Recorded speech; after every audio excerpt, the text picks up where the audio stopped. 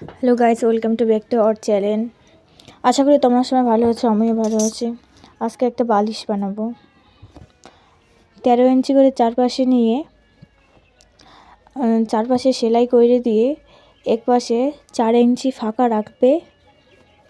রাখার পর উল্টিয়ে দিয়ে কোণগুলো একটু সমান করে দিয়ে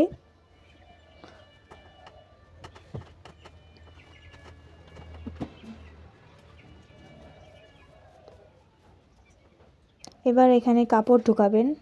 আপনার যে কোনো শাড়ি, জামা, যে কোনো জিনিস দিয়ে আপনারা এরকম জিনিস বানাইতে পারবেন। এরকম বালিশ কাপড়গুলো টুকরো টুকরো করে তার ভিতরে ঢুকাই দিবেন।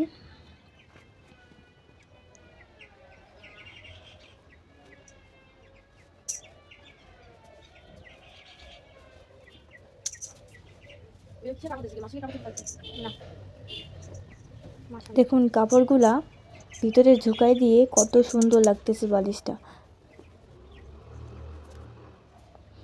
এখানে একটু সেলাই করে দিবেন, যেটুকু জায়গা ফাঁকা ছিল। দেখো কি সুন্দর দেখতে লাগতেছে।